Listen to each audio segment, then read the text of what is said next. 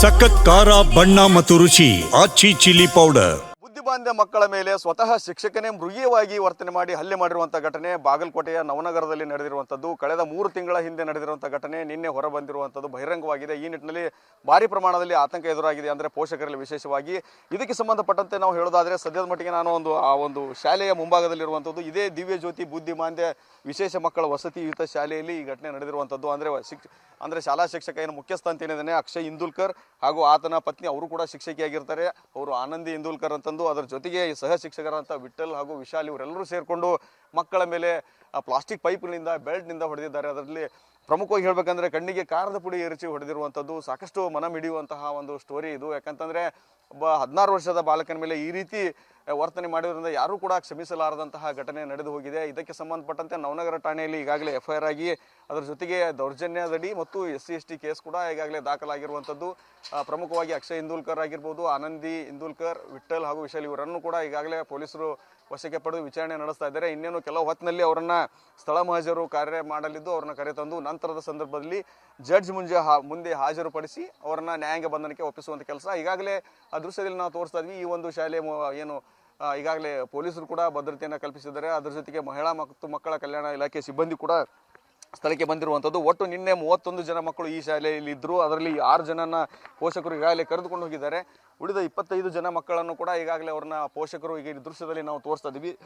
ಏನು ವಿವಿಧ ಜಿಲ್ಲೆಗಳಿಂದ, ಕೇವಲ ಬಾಗಲಕೋಟೆ ಅಷ್ಟೇ ಇಲ್ಲ, ಬೇರೆ ಬೇರೆ ಅಕ್ಕಪಕ್ಕದ ಜಿಲ್ಲೆಗಳಿಂದ, ಅದರಲ್ಲೂ ಮಹಾರಾಷ್ಟ್ರದಿಂದಲೂ ಕೂಡ ಸಾಕಷ್ಟು ಪೋಷಕರು ಇಲ್ಲಿ ತಮ್ಮ ಮಕ್ಕಳನ್ನು ಹಾಕಿರುವಂಥದ್ದು. ಬೇರೆ ಬೇರೆ ಜಿಲ್ಲೆಗಳಿಂದ ಮತ್ತು ಔಟ್ ಆಫ್ ಸ್ಟೇಟ್ಲಿಂದಲೂ ಕೂಡ ತಮ್ಮ ಮಕ್ಕಳನ್ನ ಕರೆದುಕೊಂಡು ಹೋಗಲಿಕ್ಕೆ ಈಗಾಗಲೇ ಬಂದು ಜಮಾವಣೆ ಆಗಿರುವಂಥದ್ದು. ಸಹಜವಾಗಿ ಆ ಒಂದು ಘಟನೆಯನ್ನು ನೋಡಿದರೆ ಯಾರಿಗೂ ಕೂಡ ತಡೆದುಕೊಳ್ಳೋಕ್ಕಾಗೋದಿಲ್ಲ. ಯಾಕಂದರೆ ನಮ್ಮ ಮಗು ಇಂತಹ ಒಂದು ಶಾಲೆಯಲ್ಲಿ ಕಲಿಯುತ್ತೆ, ಆತನ ಸ್ಥಿತಿ ಹೇಗಾಗಿರ್ಬೋದು, ಆತನಿಗೂ ಕೂಡ ಈ ರೀತಿ ಹಲ್ಲೆ ಮಾಡ್ತಿರ್ಬೋದು, ಆತನಿಗೂ ಕೂಡ ಈ ರೀತಿ ಹೊಡೆಯುತ್ತಿರ್ಬೋದಾ ಅನ್ನೋ ಒಂದು ಆತಂಕ ಕಂಡು ಈಗಾಗಲೇ ಅವರು ತಮ್ಮ ಮಕ್ಕಳನ್ನ ಕರೆದುಕೊಂಡು ಹೋಗ್ಲಿಕ್ಕೆ ಬಂದಿದ್ದಾರೆ. ಮತ್ತು ಮಹಿಳಾ ಮತ್ತು ಮಕ್ಕಳ ಕಲ್ಯಾಣ ಇಲಾಖೆ ಅಧಿಕಾರಿಗಳು ಇವರೆಲ್ಲರಿಗೂ ಕೂಡ ನಿನ್ನೆನೇ ಕರೆ ಮಾಡಿದ್ರು.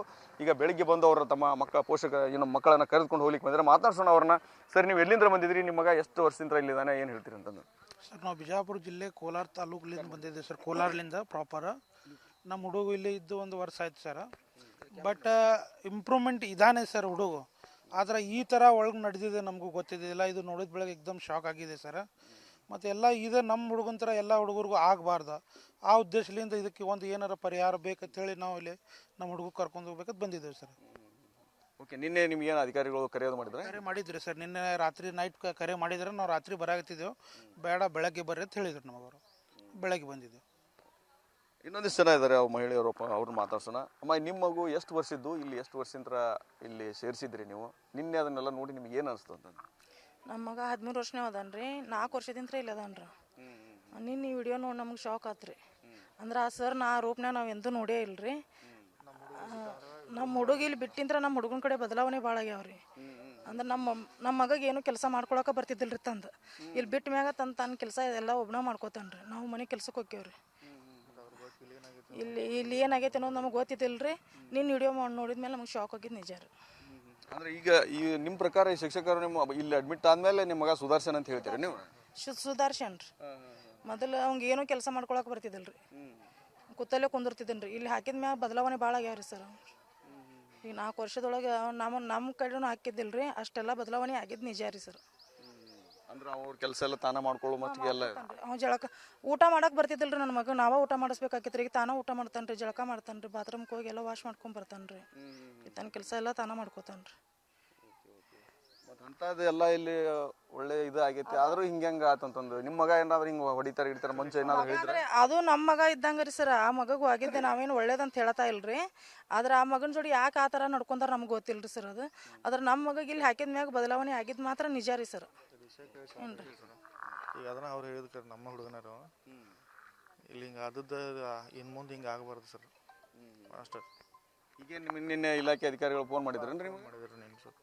ಫೋನ್ ಮಾಡಿದ್ರೆ ರಾತ್ರಿ ಬರ್ಬೇಕಾಗಿತ್ತು. ನಾವು ರಾತ್ರಿ ಮುಂಜಾನೆ ಬೆಳಗ್ಗೆ ಬಂದು ಕರ್ಕೊಂಡು ಹೋಗ್ರಿ. ದೂರ ಇರ್ತಾರೆ, ಮಹಾರಾಷ್ಟ್ರ ಇರ್ತಾರೆ. ನಾವು ಬಂದು ಎಲ್ಲಿಂದ ಬಂದಿರಿ ನೀವು? ಮಹಾರಾಷ್ಟ್ರ ಸಾಂಗ್ಲಿ. ಹಾಂ, ಸಾಂಗ್ಲಿ. ಇದ್ರ ಜೊತೆ ಇನ್ನೊಂದಿಷ್ಟು ಜನ ಪೋಷಕರು ಅವ್ರನ್ನ ಮಾತಾಡ್ಸೋಣ. ಅಮ್ಮ, ನೀವು ಎಲ್ಲಿಂದ ಬಂದಿರುವಂಥದ್ದು? ನಿಮ್ಮ ಮಗ ಇಲ್ಲಿ ಎಷ್ಟು ವರ್ಷದಿಂದ ಇದ್ದಾನೆ, ಏನು ಹೇಳ್ತೀರಿ? ಸರ್, ನಾವು ಕೊಪ್ಪಳ ಡಿಸ್ಟಿಕ್ ಕುಷ್ಟಗಿ ತಾಲೂಕು ಹಣಮ್ನಾಳವ್ರಿ. ನನ್ನ ತವ್ರ ಮನೆ ಇಲ್ಕಲ್. ನಾನು ಇಲ್ಲಿ ಬಿಟ್ಟು 1.5 ವರ್ಷ ಆಯ್ತು. ನನ್ನ ಮಗ ಈಗ 9 ವರ್ಷದವನು. ಇಲ್ಲಿ ಆ್ಯಕ್ಚುಲಿ ಏನಂತಂದ್ರೆ ನಮ್ಮ ಭಾಗದಾಗ ಸ್ಪೆಷಲ್ ಮಕ್ಕಳ ಶಾಲೆಗಳಿಲ್ಲ, ನಮ್ಮ ನಾರ್ಮಲ್ ಕಿಡ್ಸ್ ಸ್ಕೂಲ್ ಇಲ್ಲ ಅಂತ ಏನೋ ಐತಲ್ಲ, ಇಂಪ್ರೂವ್ ಆಗ್ತಾರ ಮಕ್ಳು ಅಂತ ಹಾಕಿದ್ವಿ. ಅದ್ರ ಪ್ರಕಾರ ಆಗಿತ್ತು. ಆದ್ರೆ ಸರ್ ಯಾಕೆ ಇಷ್ಟು ಕ್ರೂರವಾಗಿ ನಡ್ಕೊಂಡ್ರ ಅಂತ ತಿಳಿವಲ್ದು. ನಾವು ಬಂದಾಗೆಲ್ಲ ನಾರ್ಮಲಾಗಿ ಮಾತಾಡೋ, ಅದು ನಮ್ಮ ಮಕ್ಳಿಗೆ ಮಾತ್ರ ಭಯ ಇತ್ತು, ಭಯ ಪಡ್ತಿದ್ವು. ಅದು ಕಾಮನ್ ಅಲ್ಲ, ಯಾಕಂದ್ರೆ ನಾರ್ಮಲ್ ಚೈಲ್ಡ್ಗೆ ಮತ್ತು ಹೈಪರ್ ಇರೋದು ಅಥವಾ ಸ್ಪೆಷಲ್ ಚೈಲ್ಡ್ಗೆ ಟ್ರೀಟ್ ಮಾಡೋಕೆ ಡಿಫ್ರೆನ್ಸ್ ಇರ್ತೈತಿ. ಏನು ಹೆದರ್ಸ್ಕೊಂಡವ್ರು ಬಿಡು ಅಂದ್ವಿ. ಆದ್ರೆ ನಿನ್ನೆ ಆ ವಿಡಿಯೋ ನೋಡಿ ಯಾವ ಮಕ್ಳಿಗೂ ಆಗ್ಬಾರ್ದ್ರಿ. ಯಾಕಂದ್ರೆ ಮಕ್ಕಳು ದೇವ್ರ ಮಕ್ಕಳು, ಅದು 6 ವರ್ಷದಿಂದ ಹಿಡಿದು ಮುದುಕರಾಗೋತನ ಸ್ಪೆಷಲ್ ಕಿಡ್ ಅಂದ್ರೆ ಅದು ದೇವರೇ ಇದ್ದಂಗೆ. ಅವಕ್ಕೆ ಹಂಗೆ ಟ್ರೀಟ್ ಮಾಡ್ಯಾರಂದ್ರೆ ಅವರು ಕಾನೂನು ಕೈಗೆ ತೊಗೊಂಡಾರ, ಅವ್ರಿಗೇನು ಆಗ್ಬೇಕದು ಕಾನೂನು ಪ್ರಕಾರ ಆದ್ರೂ ಒಳ್ಳೇದಂತ. ಯಾಕಂದ್ರೆ ನೆಕ್ಸ್ಟ್ ಹಿಂಗೆ ಯಾರು ಮಾಡುವಾಗ ಎಚ್ಚರಿಸ್ಕೊಂತಾರ ಜೀವನದಾಗ, ಮಾಡಬಾರ್ದು. ಇನ್ನೊಬ್ರ ಮಕ್ಳು ನೋಡ್ಕೊಳಕ್ಕಾದ್ರೆ ನೋಡ್ಕೊಡ್ರಿ, ಇಲ್ಲಕ ಬಿಟ್ಬಿಡ್ರಿ. ಯಾಕೆ ಇನ್ನೊಬ್ರಿಗೆ ಈ ಥರ ಹಿಂಸೆ ಅಲ್ಲ, ಅದು ಮಾಡಬಾರ್ದು, ತಪ್ಪಂದು ನಂದು ಅಭಿಪ್ರಾಯ ರೀ. ನನ್ನ ಮಗಗೆ ಏನಾಗಿಲ್ಲ ಅಂದರೂ ಇನ್ನೊಬ್ರ ಮಗಗಾಗಿದ್ದು ತಪ್ಪದು, ತಪ್ಪಕ್ಕೆ ಶಿಕ್ಷೆ ಆಗಬೇಕದು ಅಷ್ಟೇ ನನ್ನ ರಿಕ್ವೆಸ್ಟು. ಈ ಥರ ಇನ್ನೊಮ್ಮೆ ಯಾರು ನಿಮ್ಗೆ ಸ್ಪೆಷಲ್ ಟೀಚರ್ ಅಂತ ನೀವು ಟ್ರೈನ್ ತೊಗೊಂಡಿರಂದ್ಮೇಲೆ ನಿಮ್ಗೆ ಪೇಷನ್ಸ್ ಇರಬೇಕು. ಪೇಷನ್ಸ್ ಇದ್ರೆ ಮಾಡಿರಿ, ಇಲ್ಲ ಮಾಡೋಕೆ ಹೋಗ್ಬೇಡ್ರಿ ಆ ಕೆಲಸ ಅಂತ ನಂದು ಅಭಿಪ್ರಾಯ. ಅದ್ರ ಜೊತೆಗೆ ಇನ್ನೊಬ್ಬರು ಹಿರಿಯರು ಇದಾರೆ, ಅವ್ರನ್ನ ಮಾತಾಡ್ಸೋಣ. ಸರ್ ಹೇಳ್ರಿ, ಏನು ಹೇಳ್ತೀರಿ? ನಿಮ್ಮ ಮಗ ಏನಾದಾರ, ಮೊಮ್ಮಗಿದಾರ, ಏನು? ಮೊಮ್ಮಗ ರೀ, ಇವ್ರು ಹೇಳಿದ್ರಲ್ಲ ನಮ್ಮ ಮಗಳ ಮಗನ ರೀ. ಇಲ್ಲಿ ಒಂದೂವರೆ ವರ್ಷದಿಂದ ಇಟ್ಟಿವ್ರಿ. ಎಲ್ಲ ಕರೆಕ್ಟ್ ಆಗ್ಯಾನ ರೀ, ಏನು ಹಂಗೇನಿಲ್ಲ. ಮೊದಲು ಭಾಳ ಹೈಫರ್ ಇದ್ದ, ಸ್ವಲ್ಪ ಕಡಿಮೆ ಆಗೈತಿ. ಅವನಿಗೆ ಏನು ತನಗೇನು ಮಾಡ್ಬೇಕು ಅದನ್ನು ಮಾಡ್ಕೋತಾನೆ ರೀ. ಈಗ ಒಂದು 3 ತಿಂಗಳಿಂದ ಕರ್ಕೊಂಡೋಗಿ ಮತ್ತೆ ಹೊಳ್ಳಿ ಕಳಿಸಿವ್ರಿ. ಅದಕ್ಕೆ ಹಿಂಗತೆ ಆಗೈತಿ ಅಂತೇಳಿ ನಿನ್ನೆ ಫೋನ್ ಮಾಡೋಣ ನಮಗೂ ಸ್ವಲ್ಪ ಇದಾಯ್ತು. ಯಾಕಂತಂದ್ರೆ ಅವನು ಭಾಳ ಇದನ್ನು ಮಾಡ್ತಿದ್ವಿ. 3 ತಿಂಗಳ ಹಿಂದಾದ ಘಟನೆ ಈಗ ರಿಲೀವ್ ಆಗಿದ್ದು ಹೊರಗಡೆ ಅಂದಮೇಲೆ ಅವರಿಂದ ಅವ್ರಿಗೆ ಏನೋ ಕಮಿಟ್ಮೆಂಟ್ ಇರಬೇಕು. ಮೊದಲು ಅದು ವಿಡಿಯೋ ಔಟ್ ಮಾಡ್ಯಾರಲ್ಲ, ಅವ್ರು ಕೆಲಸ ಮಾಡೋರು, ಅವ್ರಿಗೂ ಫಸ್ಟ್ ಎನ್ಕ್ವೈರಿ ಮಾಡಿರಿ. ಯಾಕೆ ಇಷ್ಟು ದಿನ ಸಹಿಸ್ಕೊಂಡಿದ್ರು, ಅವ್ರದ್ದು ಏನು ಕಮಿಟ್ಮೆಂಟ್ ಇತ್ತು. ಸರ್ ಹೆದರ್ಸಿದ್ರು, ಗದರ್ಸಿದ್ರು, ಎಲ್ಲ ಗೊತ್ತಿದ್ದು ಯಾಕೆ ಸುಮ್ಮನೆ ಇದ್ರು ಅವರು? ಪ್ರತಿಯೊಬ್ಬರಿಗೂ ಎನ್ಕ್ವೈರಿ